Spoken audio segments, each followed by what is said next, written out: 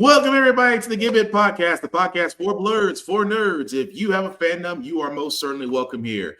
Of course, the host with the most, of course, I am Black Spartan. Of course, my man to your left, your right behind your screen is flipped. Show a guy. You got to explain that one. That's new. What you got? Yeah, so I opened a new channel, Show a Guy Joe, where it's going to be goofy tokusatsu stuff.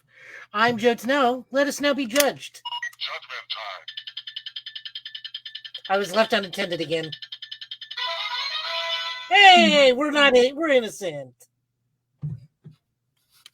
That being said, we are the GitBit podcast, much like WWE old guys.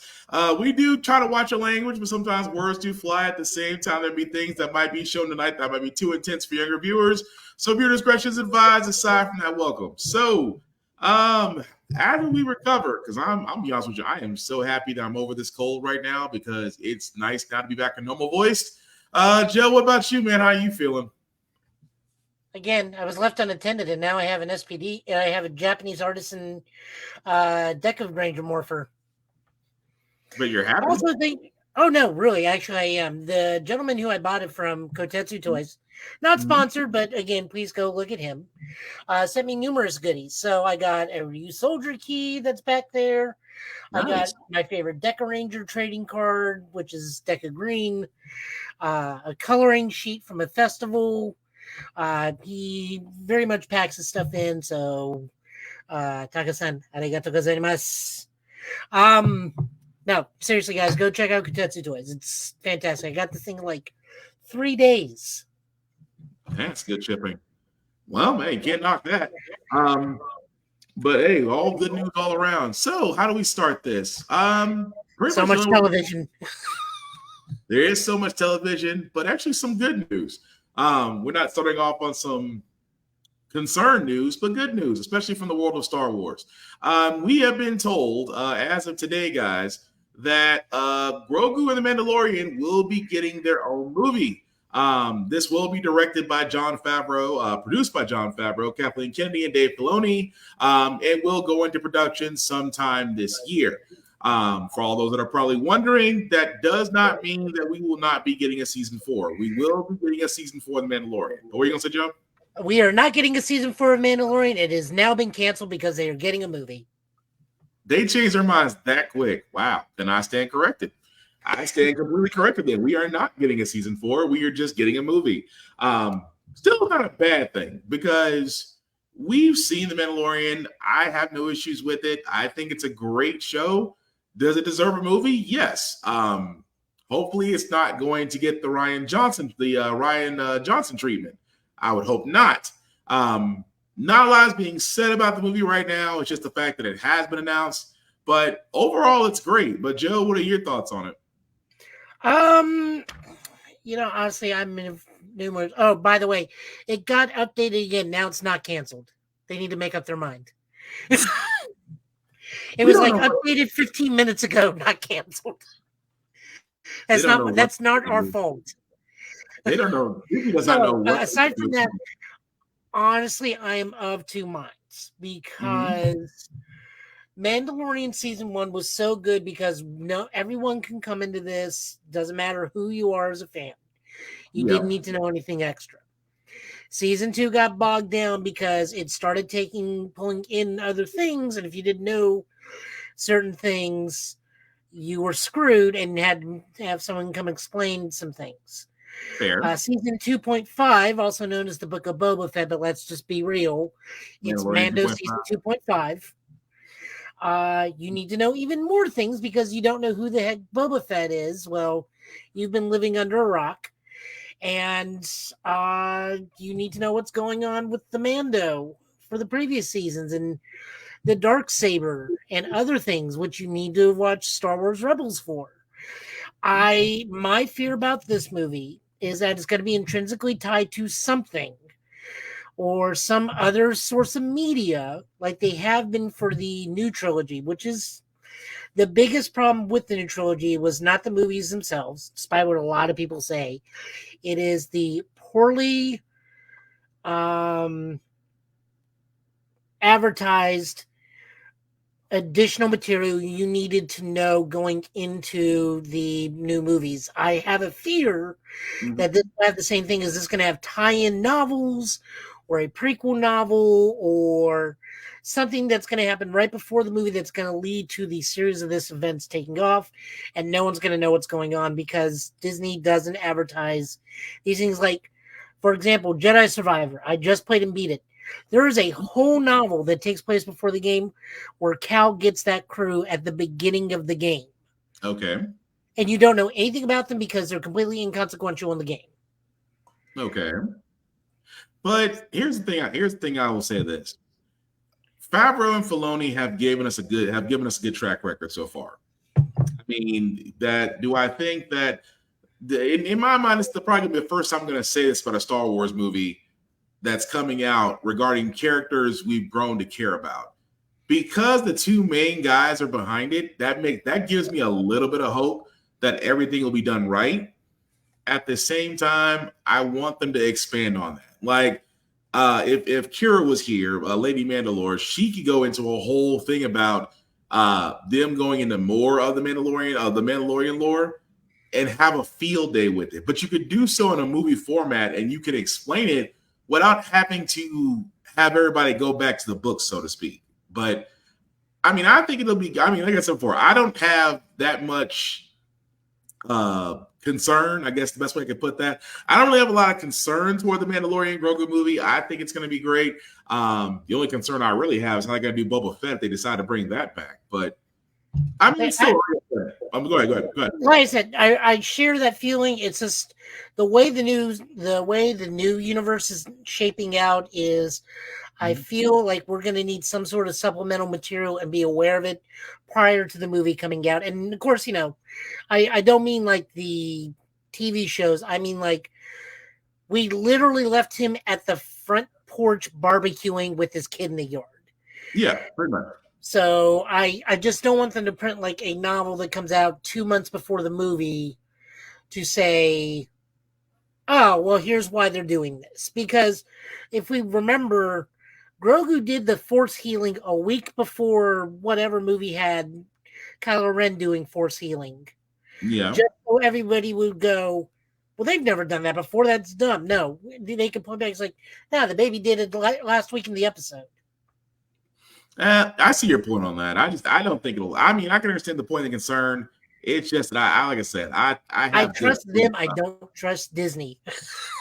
Oh no, they might do what Gunn did to DC. They might tell Disney, look, there's the line, don't cross it.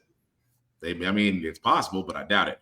But the other piece of Star Wars news that we do have, Ahsoka 2 is officially in development.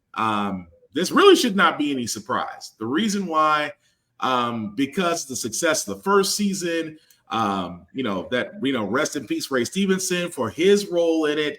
And a whole number of other factors and actors that have brought that season to what it is now. It's really not surprising that we're not getting a season 2. But again, I'm not complaining about it. I want to see where they go with it. Joe, anything you want to add to that? I wonder how they're going to handle the Ray Stevenson thing, if they're going to recast, because that's a heck of a drop plot line if they don't. I hope for more with Rosario Dawson in this one, because I went back and watched it recently, and I noticed something about this show. Okay. If it's just Rosario Dawson, she comes in and either just crosses her arms or says something vague and let everybody else interact around her, with the exception of the Vader scene. Okay. And I think that's as the character, not as just her herself. And I'm like, I remember her doing more. Was I wrong the first time I watched it? If I recall correctly, I think it's exactly how it went. If I recall it right. Come in, cross her arms, say something, either trying to sound deep or mildly vague to where someone could work out the metaphor or lesson for themselves. It may have been more mildly vague. I have to actually go back and watch it because now I'm not so sure about that. It's just one of those, like, do I really want more of that? I mean, absolutely, I want more of it because I'm a huge Rebels fan, and we're getting Ezra and everything else. But it's one of those, I want more for Ahsoka to be a more active role in her own show. Jedi Jesus. Ezra Jesus. I'm sorry. The look that he looks like him. I mean, he just came out. Let's be honest. Now, let's be fair. Jedi Jesus is Obi-Wan Kenobi. True, but he's more of the no, let me shut up about that. Anyway, let's just leave it. He's more of Jedi King David versus Goliath. I'll give you that. But no. Still great news that Ahsoka will be getting a season 2. Good news that we will be seeing a Mandalorian Grogu movie. So again, that is some good news. The other part that we're about to get into now, however, I'm indifferent about. Maybe because this has been a long gestation thing with The Walking Dead. Maybe that so much time has gone by that people's interest may have just waned out because, let's be honest, The Walking Dead for the longest part tried to make its own universe, Fear the Walking Dead. There was another one I can't think of. Something else with The Walking Dead, like Far Alone or something like that. But anyway, the fact that The Walking Dead is trying to be expanded in this universe a little bit, and this new Andrew Lincoln television series, because it's not a movie, The Ones Who Live, is basically following the stories of Rick and Michonne. That being said, here's the trailer. And as you can see, guys, that is The Walking Dead, The Ones Who Live. Will be coming out very shortly at the end of the month. Again, this is the part that I'm going to have issues with because I love the graphic novel The Walking Dead. I loved how the graphic novel ended. I love the television series, although they did take some liberties, even though Robert Kirkman was still involved with the television series. They did take some liberties as far as some characters and how some stories ended. Even the actual ending to The Walking Dead, which could be argued, maybe loved, maybe hated, things of that nature, was great. Do I think that The Ones Who Live needs closure? I would say to a certain point, yes, because spoiler alert, for all those that don't know, Andrew Lincoln's character, Rick Grimes, does kind of fall off or disappear during the Walking Dead series. And Michonne decides to go after him also in the series. So both stars did depart the original Walking Dead series. And it was long said that, there would be a Rick Grimes movie. And then, COVID happened. And then viewership dropped with The Walking Dead. And a lot of plans either got made, got canceled, got made, got canceled, until we have now the series, The Ones Who Live. Now, for me, it's going to be hard to watch it because, number one, it's going to be hard to get that interest back. Because The Walking Dead was such a story that it just kept you glued to the screen every Sunday, that because now we've been away from it for a while, does it give you that same type of feeling to it? And for me, it's just going to be hard to watch just because it's just not there for me. But what about you, Joe? I couldn't care less. I don't like The Walking Dead. I'm not a zombie person. Okay. I own Shaun of the Dead, and that's it. So you wait at the pub and have a pipe till it all blows over? Pretty much. No, that's fair. In that one, I can at least power walk away. It's a safety. No, that is also fair. Zombies. I've never had any love for The Walking Dead. I wasn't there for the comic book phenomenon. Wasn't there for the show. Zombies do not interest me. Not in the least. Okay. Nothing wrong with that. But I will say for me, just because don't me wrong, Kirkman, as much as I love Walking Dead, I'm not gonna stand and say I'm not gonna watch it. It'll be hard for me to say I'm not gonna watch it because I still want to know what happens. I still want to see what this new story is going to be between Rick and Michonne, and of course the other part of the world, which for lack of points, I have no clue about. So it's going to be interesting. It's just the fact, like I said, it's going to be hard to get back into something when, the feeling's not there. But let us know in the comments what you guys think about The Walking Dead, The Ones Who Live. But Joe, I do want to ask let me try it again. That was a terrible segue. I do want to ask you, Joe, about Ghostbusters Frozen Empire. How do you feel about the fact that they're moving their release date from March 29th to March 22nd?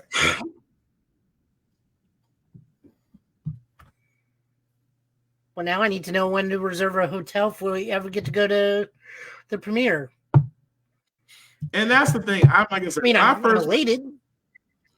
That's what I was going to ask you about, because this is one of two news stories that we have that movie dates are either being changed or moved forward. And since they're putting this 1 week early, with Ghostbusters Frozen Empire, again, I'm with you. It's a great thing.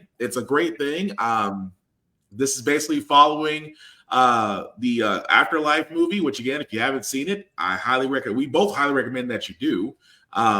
And Frozen Empire looks like it's going to be more of the same, which is great storytelling, we hope. But yeah, I'm not against the fact of seeing it 1 week early in theaters. But what about you, Joe? I don't know where I'll be seeing it. I don't know if I'm going to be seeing it in Tennessee. I don't know if I'm going to be seeing it in New York. I would hope to see it in New York at the premiere, but it just needs to stay in one spot for a little bit. I mean, yeah, I know with you and the Tennessee Ghostbusters, that's gonna kind of make travel interesting. But again, I'm not knocking it. I just can't wait to see it. I know we could replay the trailer again. We could really talk about it again, but at this point, we're just really ready to see it. We're just ready for the next trailer to come out. That way, we can poke holes in that. I do know that Empire Magazine. Big news story is the Ghostbusters thing. So we get to see a few more things. We do have confirmation that Janine's in a jumpsuit this time. So more of the real Ghostbusters is slowly coming true to real life. Yep. That's good news. So we can't knock that. But like Joe said, Ghostbuster spot. Yeah. But like Joe said, we're just waiting for the next trailer to poke holes in it. But the other movie that's also having a release date change, Godzilla Kong, the New Empire, also gets a new release date. Initially, they were set for April 12th of 2024. The weirdest part about it is they're being set now for March 29th. So what's interesting about this is that we just got through saying Ghostbusters is being moved from March 29th to March 22nd. Godzilla is being moved from April 12th to March 29th. It's a busy ass 2 weeks. That's good for me. I hate April. That's a busy ass 2 weeks. Again, me and Joe did cover Godzilla Kong New Empire. We did talk about the fact of the Skull King. We did wonder about we said, do we call him an orangutan? What do we remember calling him, Joe? Lanky what do we call him? Yeah, thank you. Because at first we didn't know what he was. We did find out that he was a Skull King, which again is a character very famous in kaiju history. Looking forward to that as well, but still good news to see two highly anticipated movies, both being pushed up. And it seems like they're going to be right after each other, after week to week, which again, not a bad thing. But moving right along, guys, Joe did point this out because Xbox has decided to do a developer direct January 18th at 12 p.m. Pacific, which means 3 p.m. Eastern to 2 p.m. Central Standard Time. Now, of course, as you can see here, the games that they will be going over, they did actually show those up here. One will be the Indiana Jones game they were talking about, Avowed, Aura, History Untold, and Senua's Saga Hellblade 2. That's what I'm looking forward to because I love the first Hellblade. I'm looking forward to see what they do with the next one. But like me and Joe talked about, this is what platformers and consoles are doing now. This is the reason why E3 died. It's the reason why developers have sat there and said, you know what we're going to do? We're just going to showcase our stuff and not wait for a Summer of Games or a Video Game Awards or those things of that nature. Let's just go ahead and do it our own way and release it our own time, which again is great to a certain point. But like I said, if you're trying to expect a whole cavalcade like Summer of Games, which is kind of the next thing coming up, you're going to be waiting. But Joe, the games they described, I know I'm looking forward to Hellblade and Indiana Jones. Any of the 4 games they discovered, any of the 4 games they talked about, you're looking forward to? I don't own an Xbox. So I think you're just going to be there to see how bad they can mess it up. I'm seeing which ones are going to say Now coming to Game Pass or Windows 10. All of them, probably. You know what? I will go ahead and say it. I know the Indiana Jones game is going to be on Game Pass. I know Hellblade 2 is going to be on Game Pass. I also want them to come out and do another we're sorry we screwed this up apology for Starfield. You know, now I got an Xbox Series X. I have yet to play Starfield. I have yet to play. They keep saying it's like it made $10 million in sales. Like, and how much did this game cost to create? Ooh, it's not me being petty, guys. Like, in all seriousness, a lot of people put their heart and souls into it. And if you think about it, 10 million units shipped is good. But considering the development costs that Starfield probably went into it, it's probably not as successful as they're making it out to be. You know now, with everybody saying there's nothing to do at the moment. Once I finish God of War Valhalla, I think I'm going to try Starfield out. I think that's what the first thing I'm going to do in the new movie, give that shot. But again, this is what me and Joe talked about. When you see developer directs, Nintendo game, video game channel drops, Sony will probably have a state of play. Ubisoft will probably have another update, I'm assuming, will happen at some point. But this is the future we live in now. Now, don't get me wrong; they have a couple of games there that I am interested in seeing what they do with them, because we haven't had an Indiana Jones game. Correct me if I'm wrong, Joe, since Super NES. No, there's like a PC game, Indiana Jones in the City of Atlantis. Okay, so it was a PC game. Okay, I didn't know. The thing is, we will probably be seeing these within the next month, probably February. We'll start seeing some more because March starts their spring fiscal year. Yeah. So they got to start putting out their directs of, hey, here's what's coming out in the spring. That's true. But, you know, like I said, it could be like Sega that's right now hiding an $800 million budget on a game, which, again, we didn't really want to go into that just because there's very little information on that right now. This fact that Sega, so what? Which game? They didn't say. I tried looking that up before the beginning of the podcast. They did not. I swear to God, if it's Shenmue again, I'm gonna scream. The thing about it is, they didn't say what game it was. They just sat there and said that the creative budget was given was $800 million. But we know it's not Sonic, and they know by now, if you're going to spend that much money, it's not going to Shenmue. It's going towards the Ryuga team, the Like a Dragon team. Yeah. Although Like a Dragon, you know what? This makes me want to play it. I mean, Rise of Rona is not Like a Dragon, but still, I want to play that freaking game. I mean, Infinite Wealth comes out in like 2 weeks. Yeah, but Like a Dragon, the man who erased his name, I love that series. Jesus, I'm playing it right now. I love that series right now. But I just want to have the Japanese theme of Spider-Man play in the background because of the goofy watch. You're not wrong. You are not wrong. But again, guys, that was the developer group again for January 18th. We'll just see what they do with that. Speaking of other trailers, this one was a surprise because I kind of forgot about Masters of the Universe Revolution. They have a new trailer that's debuting as their new season. I'm not sure if it's out already or will be coming out. Joe, you know? Will be coming out. We will also probably get copyright strike for this one because it does have licensed music in it. So, well, we take these strikes for you. Here's the trailer. The word says something. She says, "Oh, she's waving. Hey, Kira." She's waving. Hey, so yes, we may take a hit for this, but we take these hits for you. Here's the trailer. Death comes for us all. Even for kings it comes. But you will have to make a choice. Will you rule as Adam or as He-Man? Because it cannot be both. I'll never be half the man or king my father was. Eternia needs a king. Why would the power reveal itself to me if I was destined to give it up? I know where my talents lie.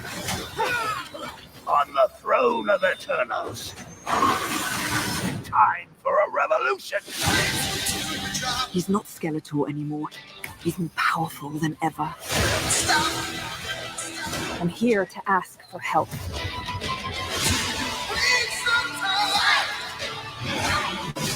masters technology masters the universe.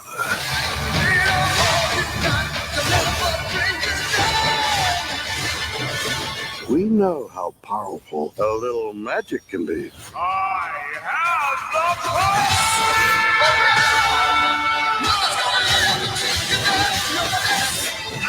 It's not about what you hold in your hand, but what you hold in your heart. It's over, Skeletor! It's just the beginning.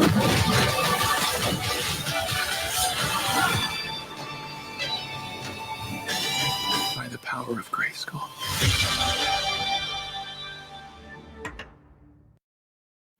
All right. And that, guys, was the trailer for Masters Universe Revolution.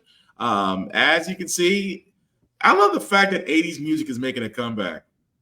I love the fact that we're getting that. I immediately thought Karate Kid and Bloodsport came to my mind for that.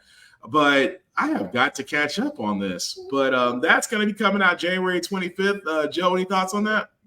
There are a lot of She-Ra villains, which Yeah. I'm okay with because currently it's Hordak invading Eternia. But I'm kind of wondering if we're going to get a She-Ra cameo or if they are going to go full thing and let Adam have both the powers of She-Ra and He-Man. Because he had kind of that white version at the end of the thing. So I wonder if he's got Both the swords. power and the honor of Grayskull at the end for the finale or something. Or if we're just going to get like a She-Ra appearance out of nowhere. I don't know. I don't know how the rights work, and I think Kevin Smith said something about it once, but that was when this was in development, and She-Ra was currently active in like season 5. I think a little bit column A, column B. I think we might get a She-Ra appearance, and I think they might actually do a combined power set. Yeah, it looked to me like that final white form with the regal look was like for the power and honor of Grayskull. Yeah. Which, again, I wouldn't be against it, but Kevin Smith has done a great job with the show, with Also, the series. Keith David is Hordak. That's still funny. That is still funny. But, again, that comes out January 25th, guys. I'm definitely going to catch up with it. If you guys got your opinions on it, let us know in the comments as well. Also, from the PlayStation world, if you have PlayStation Plus or if you did the smart thing and downgraded because you don't want to be paying a buttload amount of money, here's the catalog for January, guys. For the free games, Lego City Undercover, Tiny Tina's Wonderlands, Hard Space Shipbreaker, Resident Evil 2, Session, and Just Cause 3. Now, those are the games that will be available for download for free. I want to say either thank you, January 16th. I just had to scroll down and read it. So actually about 4 days, all of those will be available to be downloaded. I can tell you this, Just Cause 3 is definitely a game I'd recommend. Resident Evil 2, the remake, was definitely fun. Tarantino Wonderland was actually a good one too. But then again, there's never been a bad Borderlands game to me. And of course, there's never been such thing as a bad Lego game. Let's just be honest. Any Lego game you play has never been a bad one. But Joe, any ones from that group you'd also recommend? Spaceship Heartbreaker. I keep hearing great things about it. Okay, I've never Go played down. it. I think there was more to the list than the actual list. I could be wrong though. Let's take a look. Shadow Tactics. It was a Shogun. Never played that. Tactical game. I have played that. Vampire the Masquerade Swans. The Masquerade is definitely worth playing if you've never played that. My problem with that game is it has no voice acting. I feel like if anything, if you're going to be a visual novel, you need, with choices and whatnot, or a visual novel in general, you need to be voice acted. Fair. Survive in the Aftermath. Never played that. And it goes into the classics: Rallycross, Star Wars Episode 1, The Phantom Menace, and Street Fighter 30th Anniversary Collection for the PS4, and Legends of Mana and Secret of Mana. Ooh, wow, that takes me back. Those were games from the Super NES versions, but definitely great RPG games to play if you've never played Secret of Mana or Legend of Mana. It is definitely worth playing those games as well. But those are the games that are all available on PlayStation Plus in 4 days. You guys can definitely check them out. I may actually go back and download a few of those myself, actually. But moving right along, guys, we have to talk about, well, we have to talk about what Marvel has done. And what I mean by what Marvel has done, I'm talking about Echo. Before we do get started, guys, yes, we are going to fully talk about Echo.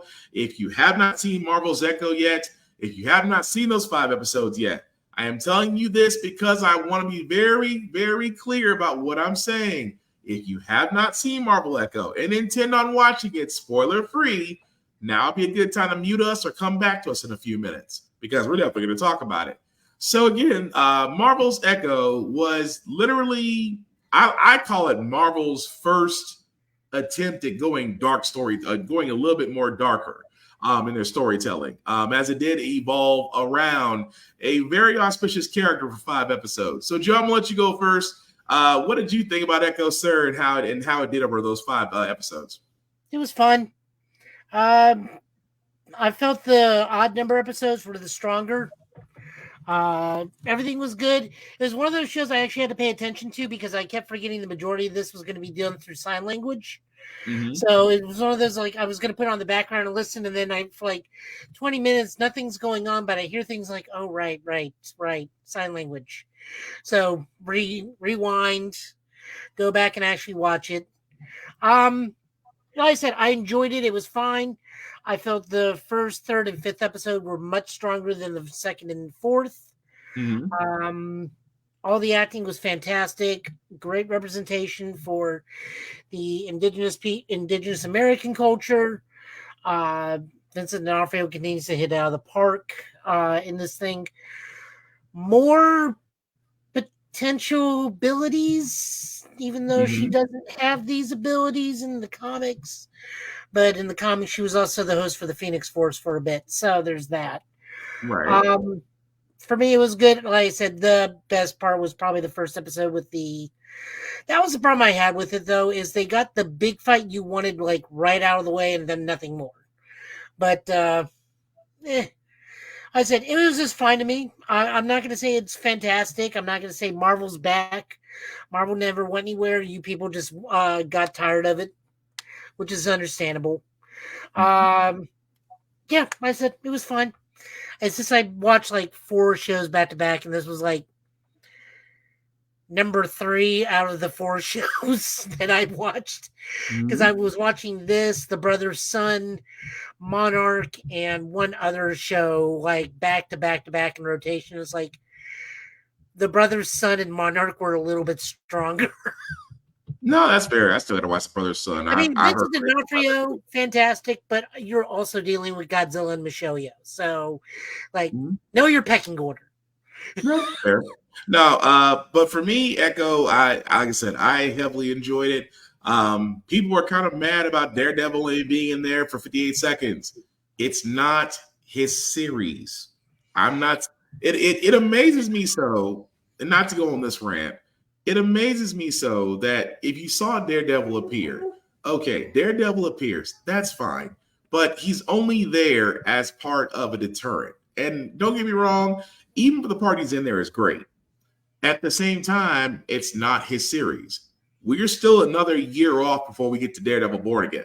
We're a year away. I mean, you made it through 1 year, you can make it through another year. But that fight was so good. But the level of complaints with that's the part that killed me. I'm like, the level of complaints was just why in the world are you going to really complain about Daredevil being in the series? You're basically making the same argument you did in She-Hulk. That's what you're basically doing, which again is asinine. But to Echo's character, her development as far as going back home, seeing her cousins, Biscuit made it funny for me. I'm like, Biscuit was definitely the comic relief for the group. But the whole thing of, reuniting with her grandmother, so to speak, and that lineage of really telling a story.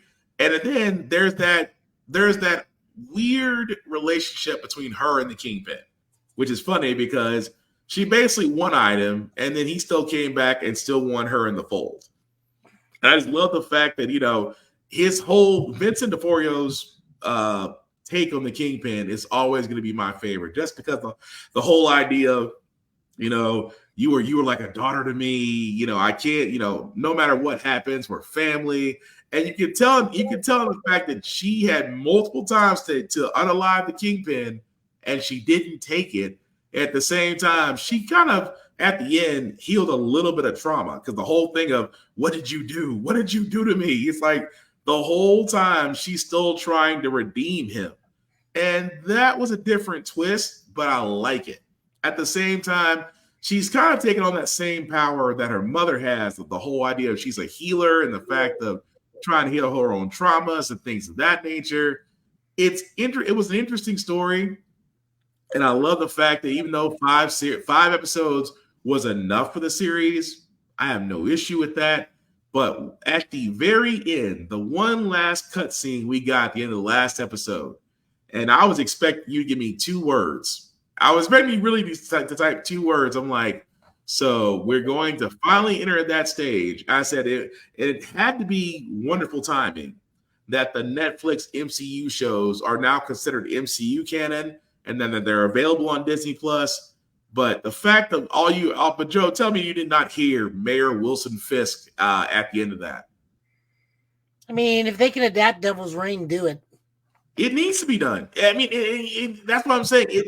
It's really perfect, because number one, you've already established the fact of the MCU being canon as far as those 4 shows.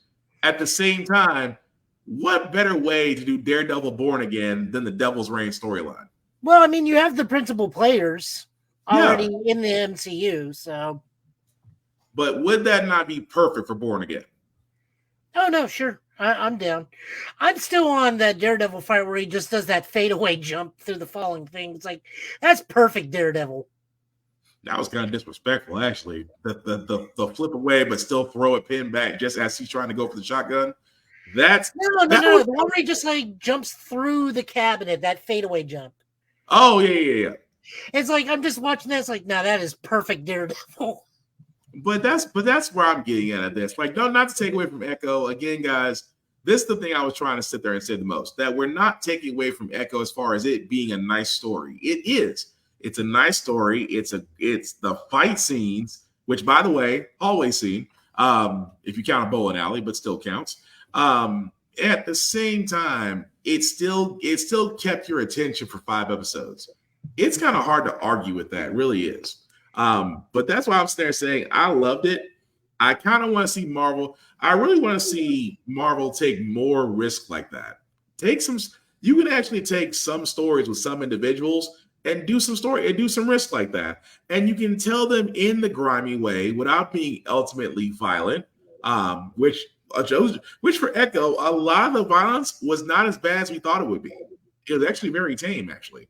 But you can tell those stories and still get the same effect. Marvel could actually take some risk and do some more with that. But what do you think, Joe? No, I said it was fun. Of the 4 shows I watched, this was the 3rd best. But like I said, it's just very hard to compete against like Godzilla and Michelle Yeoh. So, like, I finished Monarch. Monarch was fantastic. It does lead in kind of to the new Godzilla movie coming out because of shenanigans. And to quote MST3K and Linkara, space is warping and time is bendable.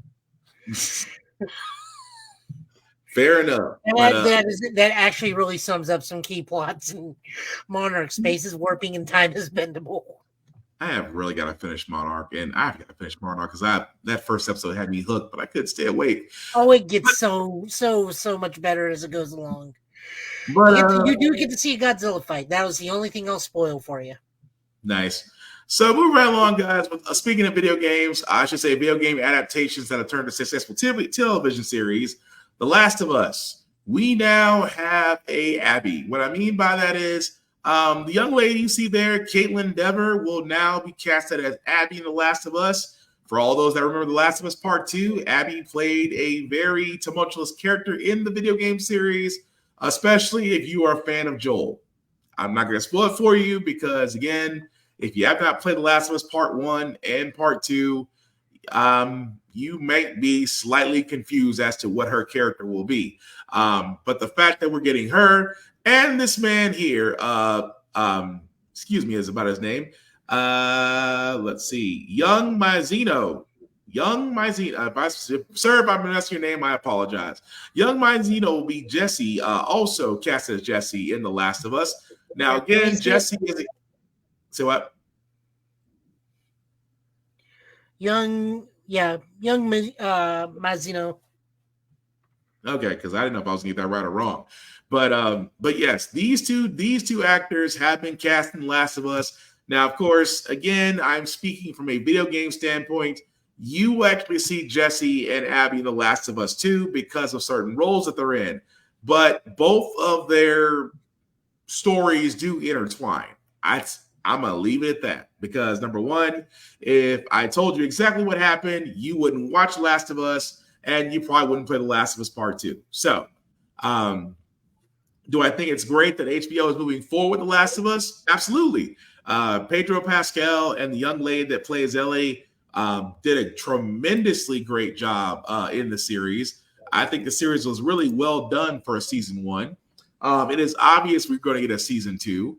Do I think that season 2 is going to fast forward a little bit? Yes, just because you're bringing in the Last of Us Part 2 characters, which means that there might be a little bit of a time jump. There might be some events that are going to happen.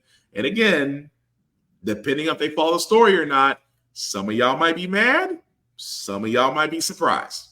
That's all I'm going to say about that. But Joe, any thoughts on those castings, sir? I have no idea who they are. Oh, that's right. Have you ever played The Last of Us? I just not thought about that. Played The Last of Us Part 1. I didn't feel like being depressed even more, so I never played 2. Ah, okay. I'll tell you. Well, if you want to know, I'll tell you offline.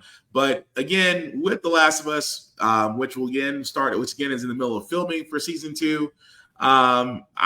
This was one of those very few video game adaptations that at the time we did not know we have a good track record on. This was definitely before One Piece with Netflix and Yu Yu Hakusho. So, which beforehand, getting a successful video game adaptation to TV seemed almost impossible because you had so many people really either overdoing it or forgetting the fact that you had a lot of lore from the video game that you could have really made into a television series. But The Last of Us seems to get it right. I'm just hoping for a few more mutated individuals to show up. If they get those people right, I'm sold. But again, holding off on saying any more information and also please don't go to Wikipedia looking up. You're gonna make yourself mad. I'm trying to tell you this. Don't go on YouTube. Don't go on Wikipedia looking up these characters because if you do, you're going to spoil yourself. Fair warning. But moving right along, guys, before we get to our comic pulls, Tekken has given up. Tekken this week, well, I should say this last week and a half, has given us a lot. But we're actually going to start with some character reveals as we get closer to that release date. This first one is about a very particular killer robot, which I'm surprised they waited this long to release it.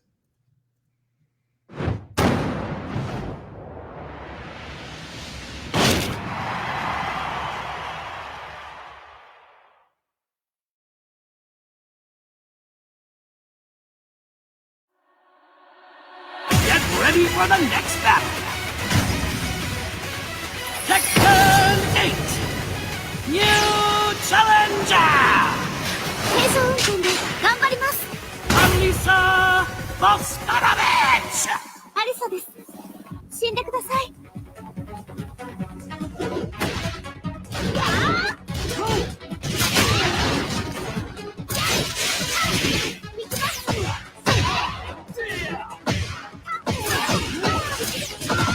クックゲームでした。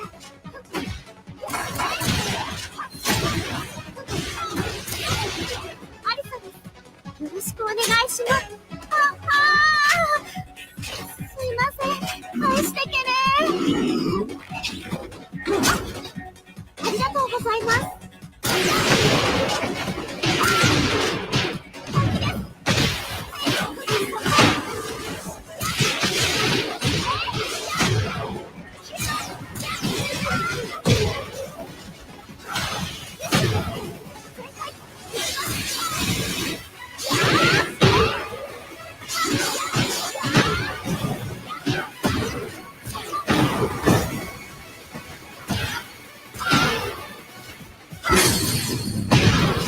洗いたい。行きます。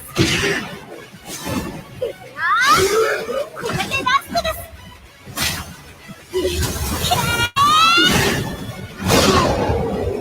やりました。勝負ありだっちゃ。また明日。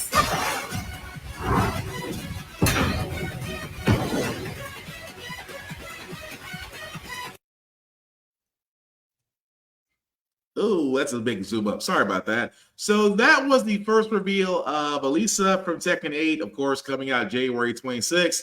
There was also another release of another character. Not my favorite, but a lot of people love pandas. And there's a trailer for this one. Every single fight, no matter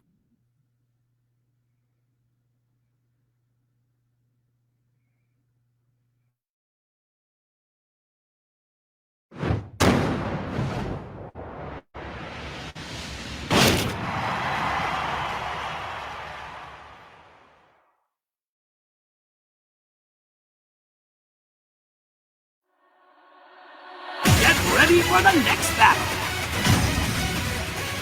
Tekken 8! New Challenger! Mando!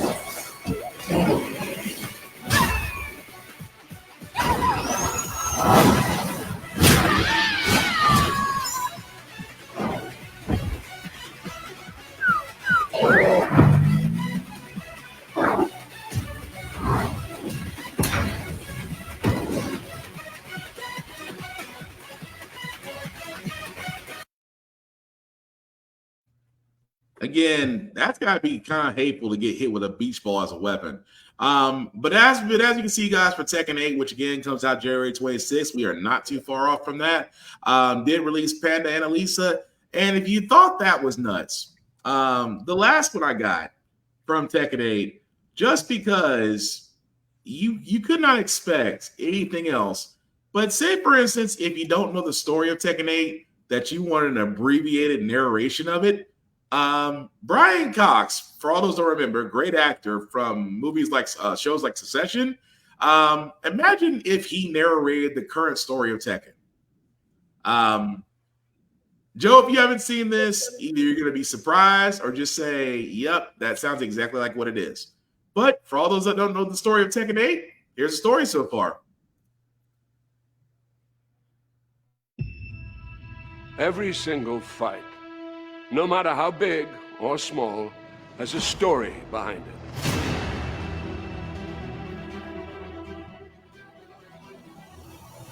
That's why when it comes to Tekken and the King of Iron Fist tournament,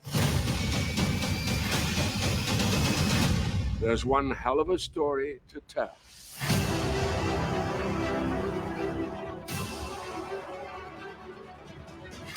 In Tekken 8, Jin Kazama will face off against his father, Kazuya Mishima, for the last time. Kazuya is threatening global domination, and since Jin is the only other person who possesses the devil gene as well, he may be the only chance the world has left. But how did we even get to this point? What the hell is a devil gene? And why do these fathers and sons keep throwing each other off cliffs? Well, It revolves around these three men: Heihachi Mishima, his son Kazuya Mishima, and his son Jin Kazama. When Kazuya was just 5 years old, his father, Heihachi, feared the boy possessed the devil gene, which is passed down through generations to the bearer's children. It allows the host to transform into a winged demon that possesses incredible strength and power. So, Heihachi did what any loving father would do: threw Kazuya off this cliff to see if he would survive. And survive he did. Kazuya would spend the next 21 years training to become a deadly fighter, the hatred he harbored for his father fueling his motivations. Ultimately, Kazuya would defeat Heihachi and become the first King of Iron First tournament champion. And then, in a moment of poetic justice, would throw his father off a cliff. Years later, we find Kazuya has turned even more sinister than his father was. But it brings us to the one woman who saw the potential good in Kazuya: animal rights activist Jun Kazama. Together, they would have a child, the third piece of this patricidal puzzle: Jin Kazama. Jin grew up without knowing his father, and after tragedy suddenly befell his mother, Jin sought out his grandfather and would be trained in the Mishima fighting ways by none other than Heihachi Mishima. Ever the opportunist, and knowing Jin possessed the devil gene, Heihachi would use Jin until ultimately betraying his grandson, shooting him at point-blank range in the face. However, death was not for Jin, and what would kill any other man would trigger what had laid dormant in Jin until that moment, and Devil Jin was born. Since then, these three men have waged war against each other time and time again.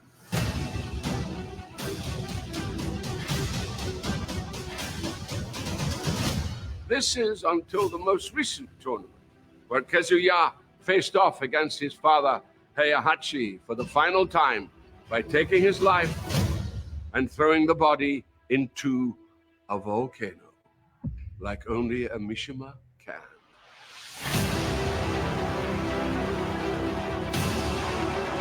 Which brings us to now. Kazuya's complete global control is almost at hand, and his power is seemingly unchecked. However, now fully healed from his own battles, Jin has resurfaced and is focused on stopping his father to become not just the newest champion of the King of Iron Fist tournament, but possibly the savior of all mankind too.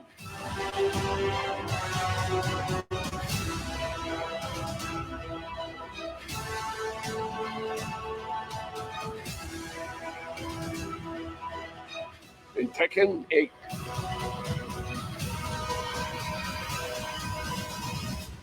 Fist meets fate.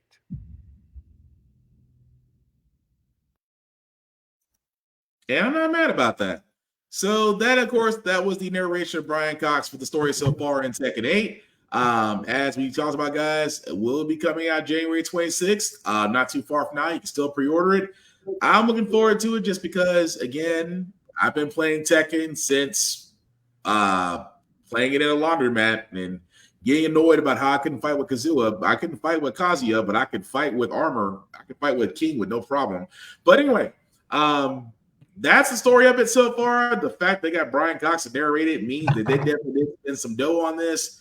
I'm sold on this. Joe, what about you?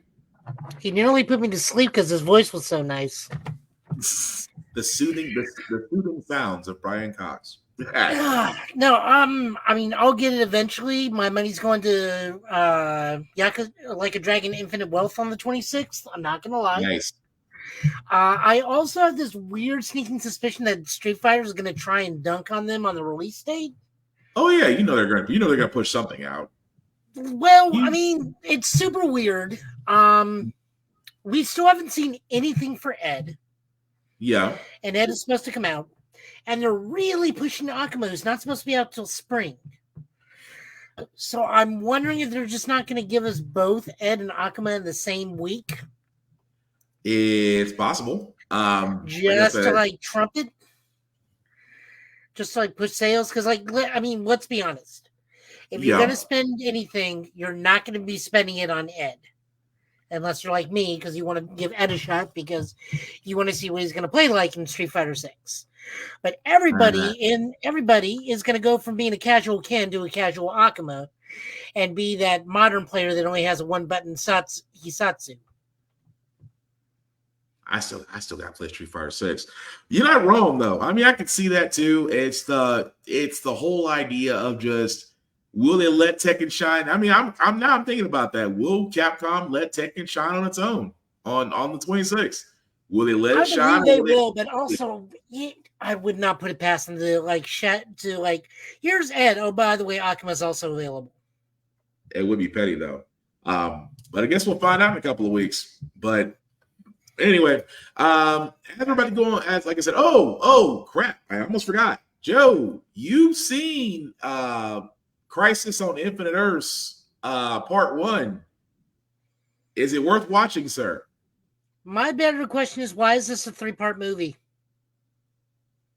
That long or that long to explain? Well, the good thing is that this is, again, a Flash movie. So this has been very fun. It's a little bit weird in storytelling because it's the Flash and he's out of sync with time a whole lot. So you see certain events at certain periods. The Justice... what are they called? Not the Justice Lords. The Crime Syndicate is in this movie. They do a good job with them. Do a good job there. It's just one of those, like, it's fine. It's better than the last movie we got. We get to see a lot of Lisanne Augustine. So not much. Don't know who Lisanne is. But is in your opinion, is it worth watching? It's fine. Hey, Augustine. Lisanne Augustine, how you doing? But yeah, okay, that's what I was wondering. I have yet to see. It's better than the last one we got, which was just an hour and 30 minutes to tell us, by the way, the next movie's Crisis. But I mean, the other reason we're getting this is because the Tomorrowverse, which is what we're currently in now, is wrapping up so the animated Gunverse can start going. Gotcha. So, like, a lot of stuff has got rushed. A lot of stuff doesn't feel like fully formed. I mean, we at least got a good speaking role for Ted Cord, Blue Beetle, and Classic Question is in this from like Justice League Unlimited Question. Okay. It's like, are they doing? It's like, why do they do all this? Got to ask the questions and blah blah blah blah blah. No, then they take a lot of liberties with some things. I'm like, yeah, that's fine. It's whatever. So, is it worth watching, or is it more like you probably need to muddle through it, or how do you feel about it? It held my attention, and I found a way to watch it for free. So, that'll tell you that. Oh, okay, fair enough. Well, as Joe is getting ready for the comic book pulls of the week, guys, we always do want to show love. First and foremost, to Rick's Comic City, Nashville's #1 place for comics, for mangas, for collectibles, for toys, posters. You got it. They probably have it. They have 2 locations, one in Nashville, Tennessee, and one in Clarksville, Tennessee, and Locker Nerd in Fort Campbell. You can also go to their website at rickscomiccity.com to where you can do your comic book pulls, your pull list, your trades and hardbacks, your gift cards, things of that nature. Again, we want to show them love because they show us love. Mention us. It doesn't get you any discounts, but at the same time, you'll see our handsome mugs playing on their TVs in there. And like I said before, we always want to show them love wherever we can. If you are not in the Middle Tennessee area, please support your local comic book stores, support your local libraries. Why? Because these are going to be the last places, guys, to where you can actually get comic books, mangas, things of that nature in your hand. I get it. Comixology is great. Barnes & Noble is great. Kindle is great. But it's just something about having something actually in your hands. And of course, for libraries, me and Joe say this all the time, kids. Read the banned books. We cannot tell you enough. that whatever they're trying to keep you from reading means that you need to read it and learn it, because trust me, you'll be better off for it. So definitely, as Joe is showing right there, definitely, kids, read the banned books. If you are in the Milton, D.C. area, please support Rick's Comic City. If you're not, support your local comic store, local comic stores, your mom and pop stores. Stop small, shop local, support your local libraries. Trust me, you're going to miss them where they're gone. But I see, Joe, that you're queued up, sir. So whenever you're ready. Yep. So first book tonight, as soon as we pop it up. It might take a second. And yes, we fully agree. Read the banned books. We cannot stress that enough. Is it because I'm not looking at it? Oh, there you go. Now you're good. It's because I'm not looking at it. Okay, so this is Action Comics, Superman Superstars. This is kind of a soft reboot for Action Comics. They got rid of the old team, which kind of sucks. I liked it being about the Superman family. Now we're just about Superman again. This is with Jason Aaron, who jumped ship from Marvel after his disastrous Avengers run, and with John Timms as our writer. This is Bizarro Part 1, where we learn that Bizarro, because he's the opposite of Superman, has somehow ended up on a planet full of magic and enchantments. And because he is the opposite of Superman, magic is not his weakness. It only strengthens him to the point where he himself becomes some sort of idiot savant with arcane magic. Pretty much. And then runs into Superman and just, well, we'll just call it what it was. Pimp slaps him to Jupiter. Yeah. Yeah, I mean, yeah, that's about the best we can put that. Superman's like, okay, that's not normal. And then Bizarro seemingly does something that has potentially caused the Earth to become bizarre, or at least Metropolis to become the new Bizarro world. Yeah. So, interesting premise, good art. I think this suits Jason Aaron. I think Jason Aaron does do better in single books than he does team books. This Superman is just fine. My biggest issue is that I was reading Action Comics for the Superman family, both Superboys, Power Girl, Supergirl, Keenan, the Super Twins, the whole family. I was reading it for them. I was not reading it for just Superman. I read Superman for Superman. And now this book is just Superman. So I may have to cancel this book soon if I just don't start seeing the Superman families. I was interested in this one because Bizarro never was really seen as a I'm not gonna say threat. Thank you. That's about the best. And the more he started talking in normal sentences, the stronger he became. Yeah. It's weird. It's like education made him dangerous. Is it bad that phonics made him dangerous? He must have took the Muzzy course for arcane magic. So, I mean, don't get me wrong. I like the fact because Bizarro was never, like I said, Bizarro was never seen as a threat. But now that he is, and it's to the point where even Superman's like, what just happened? This is not like we're 23 million miles away off of one punch. Right.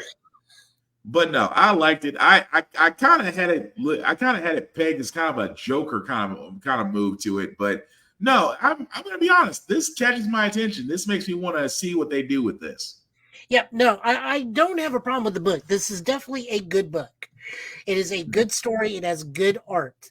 My issue is if I want just Superman, I'll read Superman. If I want everybody else, I want to read Action Comics. That's my issue with this book. Fair. But moving right along. But still funny though. Just getting slapped. Sandman number 4. This is written by Robert Venditti with art by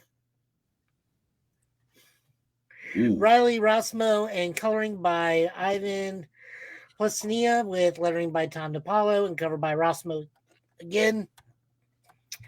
So we have the fallout of Wesley dealing with the fog and just a whole lot of bad stuff going down for Wesley. But I'm gonna wait to my certain part. It's a certain part I'm waiting for. Which part? The one where he starts seeing the future and he can see like the Justice Society, his own sidekick, or the part where he busts in and holds a murder. It's like, I'm a pacifist, but I'm still gonna take you out. I was gonna say the Spartan kicked the fog. In fact, these Spartan kicked the fog out the window. For a pacifist. I'm a pacifist. I was but I'm wondering still if that really was the fog or if that was somebody else, because I thought that was a different villain. I think it's the fog, but I'm sorry. We're kind of going ahead though. You got to kind of explain up to that point. No, it's just Wesley's dealing with being gassed and all of the fear and toxin and whatnot, and trying to hunt down the fog to get all of his like notes back so they don't fall into the wrong hands. And then finally meets somebody. It may be the fog. It was a little unclear to me. This gas also may have triggered his innate ability to have prosthetic dreams, which kind of bums me out. I kind of like that his prosthetic dreams was given to him as a gift by Dream himself. But, you know, Jeff Johns is going to, Robert Venditti is not always going to, new take on characters. It's fine. I'm just glad I'm getting more Sandman. No, I get that too. But no, it was a good issue though. The whole fever dream thing was like, if I freak out like this, what is the rest of the city gonna do? Oh yeah. And at the same time, his book is still out there. But yeah, it was a good issue. I really dug it. Okay, moving over into Marvel, because we got quite a bit of Marvel. They are bringing back the giant size books. So first off was Giant Size Spider-Man, clearly written with Miles Morales. This is in continuity with Gang War. So this happens in between Miles's Gang War books. So Miles and Venom, this is written by Cody Ziegler with art by Iman Colio and coloring by Guru EFX. With Brian Hitch and Alex Sinclair doing art. So Miles is tracking the Rabble, which is his new archenemy, who is, we swear to God, not Marvel's Miles Morales, the Tinkerer. And the Hobgoblin, because Hobgoblin is trying to make a move on Brooklyn. And Venom busts up a whole spy ring, and then it's a giant fight between Venom and Miles because the Venom symbiote is going solo and not listening to Dylan for whatever reason. And just giant fight. It's still funny, but the Lethal Protector, he's like, I thought you were on our side. If you're in my way. But no, it was interesting as far as Miles really taking on himself Venom, because of course that's not Brock's Venom. It's I forgot his name already. Dylan. Thank you. Who's actually it? And you can see Dylan's trying to not get Venom to kill, but it was a good issue. It was a good break from Gang War, but it also kind of leads to Gang War in a sense. Yep. Which speaking of Gang War, Miles Morales Gang War. This is also written by Cody Ziegler with Federico Valentini and Frederica Manson as artists, Brian Valenza as coloring, and Federico Valentini and Richard Isinove as the cover artists. So this leads right out of the last book, and Miles and Ms. Marvel and the anti-spider squadron that has been following around, made of that random speedster and Scorpion, right, and other heroes. The Starling, Miles' girlfriend, the Starling, trying to take on everything going on in Gang War while also attempting to put a stop to again Hobgoblin and the Rabble. They're having to put Uncle Aaron back in place because he's got the Prowler costume back on. We get Miles's surviving clone that's a good guy, Gloop, and the actual OG Hobie Brown comes in. I did not realize Hobie was the Hornet. That was surprising to me, but the fact that he gave him the Prowler outfit and said, "I see what you're trying to do, but if you decide to go back to your old ways, I'm coming back for that." It's like, damn, okay. Really great issue. I love everything about it. I love that Miss Marvel's doing in this book because she's everywhere right now. Mm-hmm. This is the Spider-Man I just want to read. Because it actually looks like Spider-Man, not a block? Well, yeah, on top of that, it's just good storytelling because Cody Zagor can tell a good Spider-Man story. But most importantly, the artwork is not in total garbage. I'm sorry, it's still funny. It's still funny. It's funny because it's true. Very much so. We also got Luke Cage #3. This is written by Rodney Burns with art by Ramon F. Box, colors by Andrew Dollhouse, and Kenan White doing the cover. Luke Cage is now officially fighting giant robots around the mayoral mansion, or the is it his mansion? Is it the mayoral house, or is it City Hall? That's the mayoral mansion. Okay, so he's fighting everybody around his new mayoral house, and by everyone I mean giant spider slayers because he's ran afoul of Alistair Smythe. And I did want to spoil this one because there's nothing more to say. He's got a cage. Luke Cage is in a giant robot. Everyone's argument is invalidated. Meet the Cage Buster. Just wow. I have so many questions at the same time. I don't know how much money the taxpayer dollars were spent on this. But I mean, it's kind of necessary when you're fighting Alistair Smith robots. What do you think? It's still, you know what? It kind of fits him, but at the same time, I'm like, I was expecting. Is it bad? It looks like more like Hammer Tech and AIM than it does Stark Tech. Probably. I mean, what do you think about the book overall? Oh, the book itself was great. I like the fact that they're really giving Cage a more.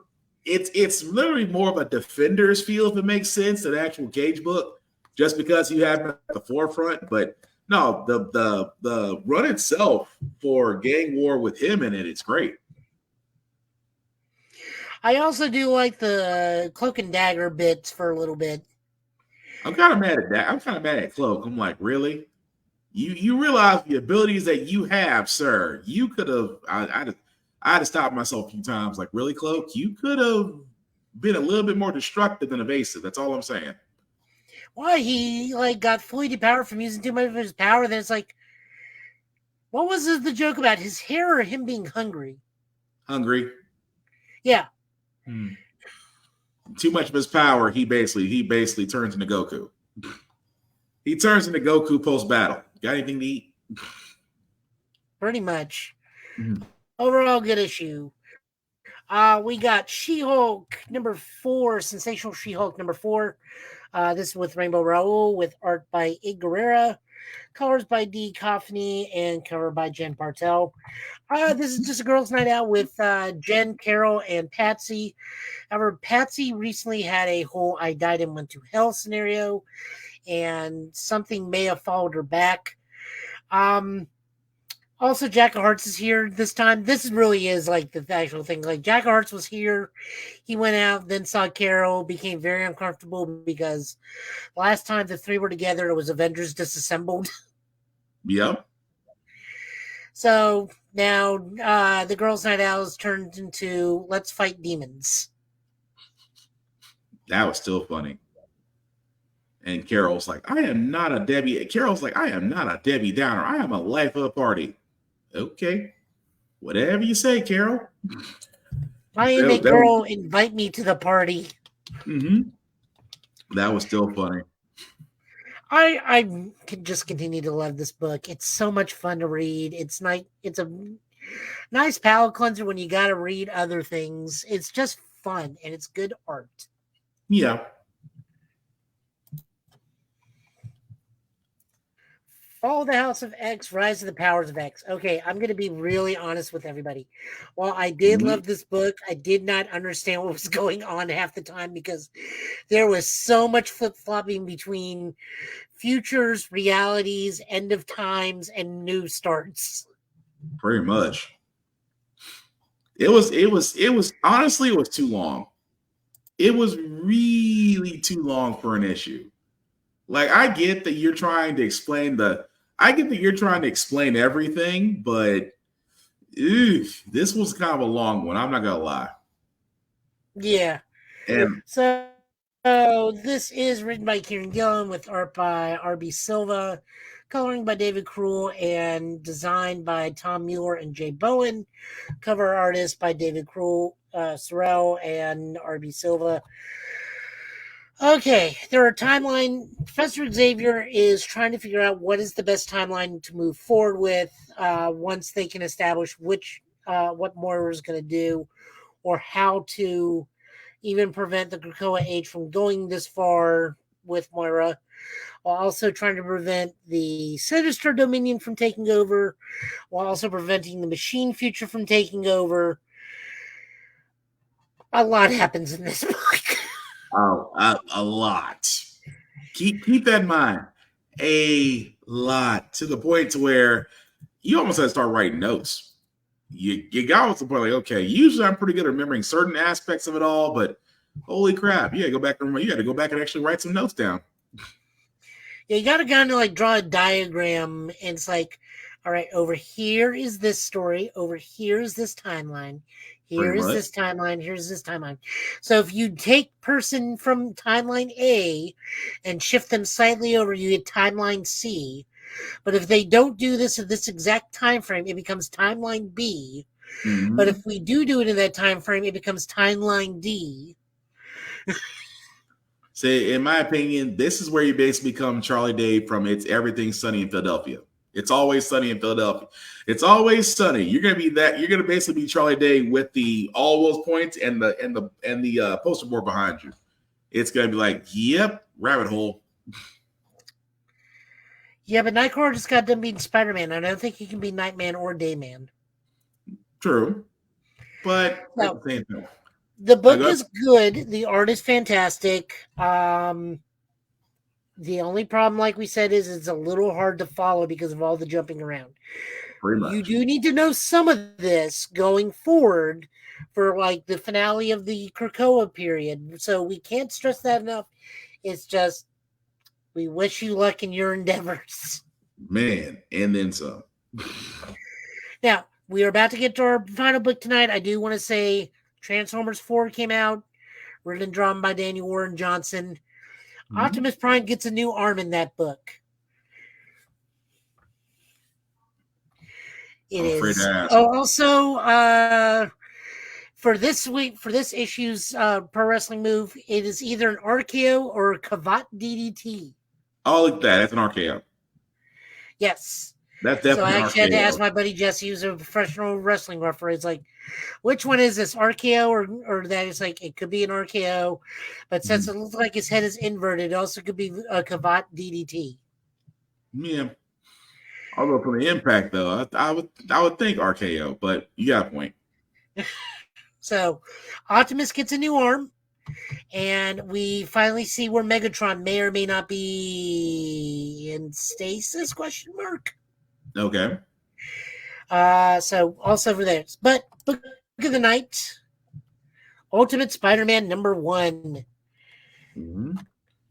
Thank God. This is written by Jonathan Hickman with, huh? No, I was gonna say the art's a lot better, isn't it?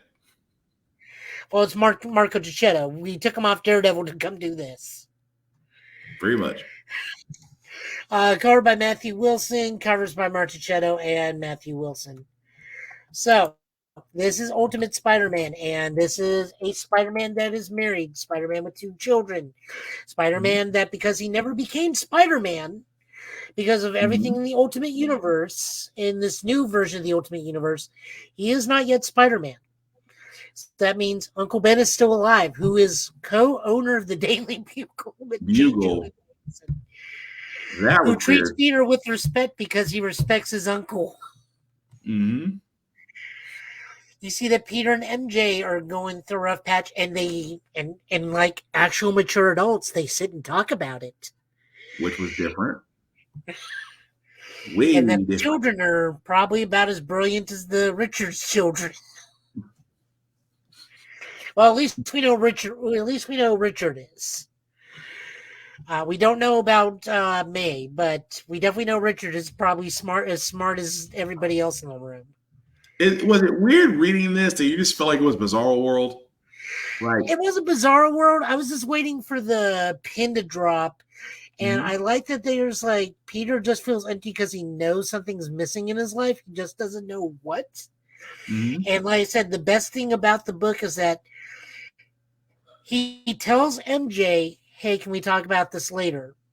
And then, unlike every other Spider-Man book, they actually sit down and talk about it later, and Right. they work it out totally. She's like, "You do what you got to do. I'm gonna go to bed. Mhm. Get what you need to feel fulfilled done." And they even ask, like, "Is it our marriage?" She's like, "No, we're good." It's like, "Is it the kids? They're fantastic. Is it me? No, you're fantastic." It's like, I feel like I'm missing something. Then you see the pin drop. Yeah. And then it's weird the fact that the mask comes out. It's like, wait a minute, so he retired from being Spider-Man? No, no, It's no. like, In this universe, he never got bit as a kid. it's the sorry, I'm backwards. It's the spider. That's Yeah. what it is. That's what it is. Yeah. So Tony Stark somehow gives Peter the spider through like a ways and means. We're not going to spoil the whole book. But he Right. gets bit, and the suit is nanotech, which is probably means it can inherit. As we've seen with this book cover, leading up to the preview, this is not a spoiler. This has just been going through previews. He has different spider suits on in each different cover. We've seen him in the black suit. We've seen him in the normal suit like we have here. We've seen him in the 2099 suit. We know the spider bites him. We know his suit's nanotech. We don't know what this version's Peter's powers are. He could have a ability to have variable spider powers and his suit adapt to different Spider-Men. Right. We just don't know. We just see like the black silhouette of Spider-Man with the white eyes. That's gonna be interesting. I mean, it's interesting that the fact of the matter that he had to basically get bit and only at the same time with the nanotech suit, it's a different story. And I think that's what we wanted. We wanted a different story with Peter, not with Peter always being, beat down and broken and either in debt or whatever other situation he's a part of. The fact that the story is different makes me want to read it more. It's like now that he's Spider-Man, or he always felt like something was missing from his life. Are they basically going to sit there and say, okay, now that he wants to be Spider-Man or feels the need to be this person, now we're going to screw with him? I hope they just don't take it too far, because I do want to see his whole family as a continuing cast. Yeah. I even want to see Ben continue as a continuing cast, because that is something people don't get to write about. It's like, what is Ben Parker going to be like with a Spider-Man around? That is true. And at the same time, are they going to be that cruel and not unalive him first? Probably not. I hope they don't. Well, see, that was also like, I think he'll stick around because Ben dies because of Peter's arrogance as a youth. Right. Peter is in his mid-30s in this one. He doesn't have that arrogance. True. So that makes me wonder.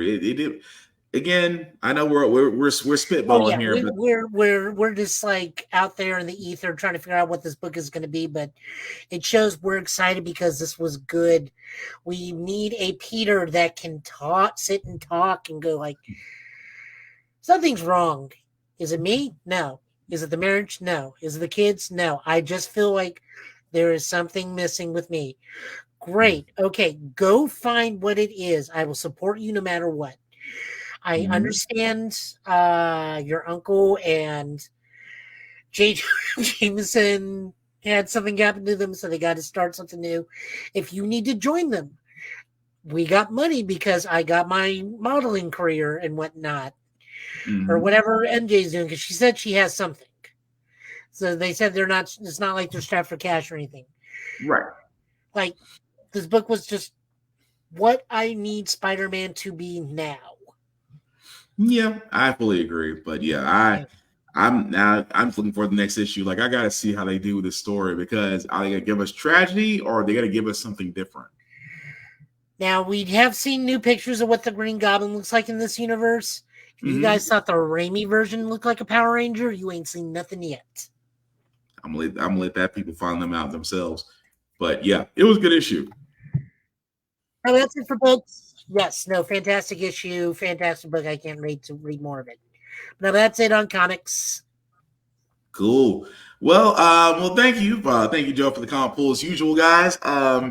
As usual, guys, as we're gonna wrap this up, just because we do thank you all for watching, for liking, for letting people know it's live, for commenting. We certainly appreciate all of that. Joe, anything you want to let people know what you're up to, sir? Besides Show a Guy Joe, what else you got going on? We'll just see what I got going on right now. I'm playing a few video games. I will try and stream Infinite Wealth when it comes out.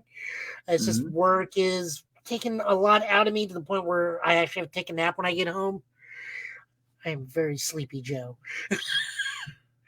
At some point, I'll probably try and stream more Grandizer as well, because I don't think that game is very long in the grand scheme of things. It's just a matter of sitting down and staying awake long enough to stream at least an hour and a half.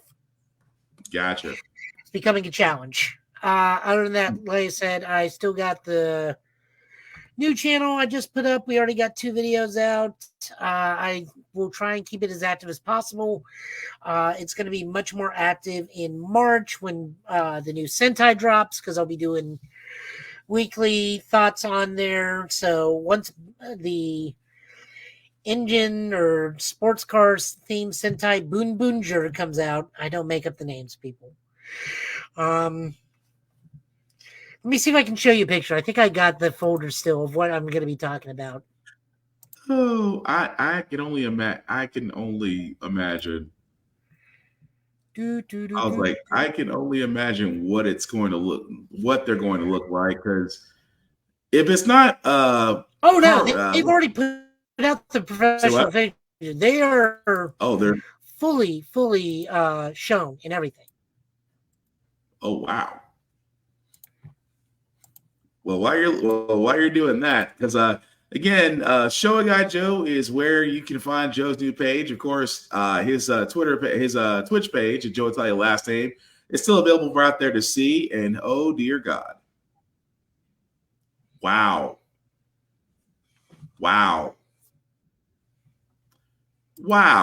Yep. Yeah, that's something. That is something.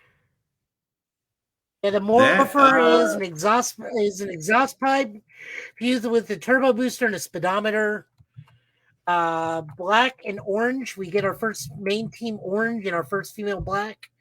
Their morphers are Indy car race handles with axes that become axes. And I'm not sure if that's a gun or a sword right there. Okay.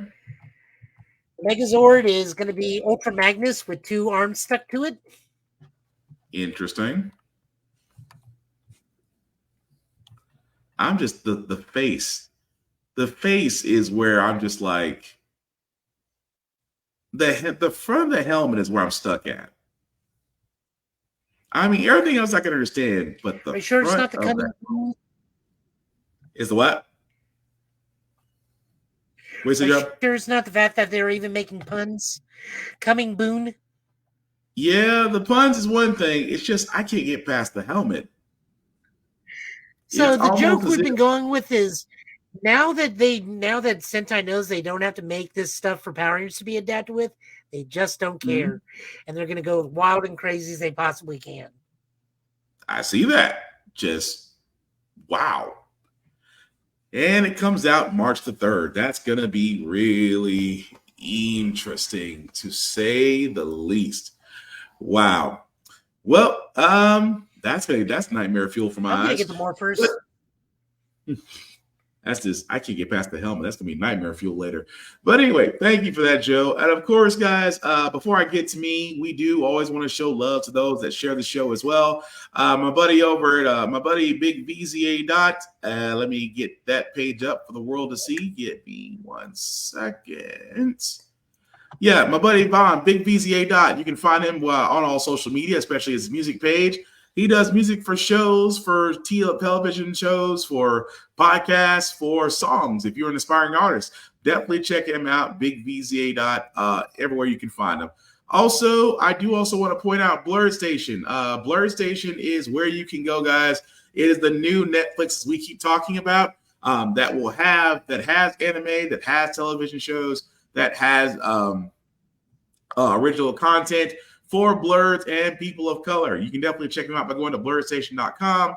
Of course, if you do want to join, it is $10.99 a month. If you go to the Join Now button and then select the Blurred's Eye View Affinity membership, you can select anybody there under Affinity Influence Partner, either anybody there or myself, a Black Spartan. We will all appreciate it. And then if you select the Affinity membership for $10.99, trust me, $10.99 is a deal considering the fact that all these other streaming services are definitely going up. But you do get the Affinity membership, which after 36 months of paying $10.99, you do get the option of owning a piece of Blurred Station, which is a lot better than trying to own a piece of Amazon or Netflix or Hulu, because you're basically paying an assload amount of money just for one share. So again, definitely check out blurredstation.com. Definitely join up on the Blurred's Eye View. We would certainly appreciate it, guys, because it is definitely a lot of great things there.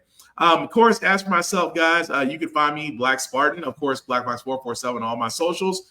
I usually do reviews on anything that I watch, read, and gym stuff because I cannot wait to go back to the gym after being sick for a week. I'm looking freaking forward to it. I cannot tell you that much. But again, guys, definitely check me out there. Also, the link at the bottom will make that a little bit bigger for you guys to see. If you copy and paste that link into your browser, take you to our link tree. That's the YouTube and Facebook groups for all of our podcasts. How the Forever got here, GitBit and Off Limits Podcast. Like, share, subscribe, tell people about it, share it. We can only grow if you tell people about us. And trust me, we want you to tell people about us because we want to have great conversations with everybody. With also that being said, guys, as we do wrap this up, we will definitely be back here and hopefully next Friday. Same GitBit time, same GitBit channel, with more news, our coverage of Monarchy of Monsters, of that one Netflix show that I need to watch, The Brothers something.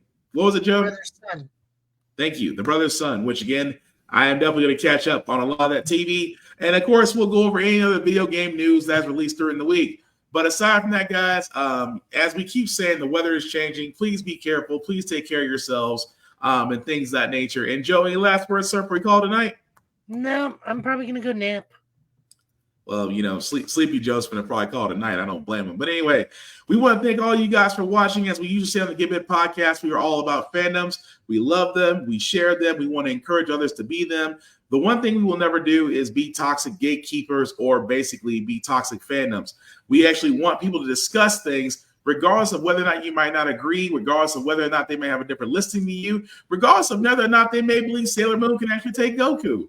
The best thing you can do is agree to disagree and still share the fandoms. That's what we hope that you guys will do, because once we do that, that in that case will involve us that we have more peace in the land, as my son is trying to grab everything in his vicinity. Joe, what are you thinking about over there? You lost some thought over there, sir. No, I don't think Sailor Moon can do it. I think Sailor Jupiter could, though.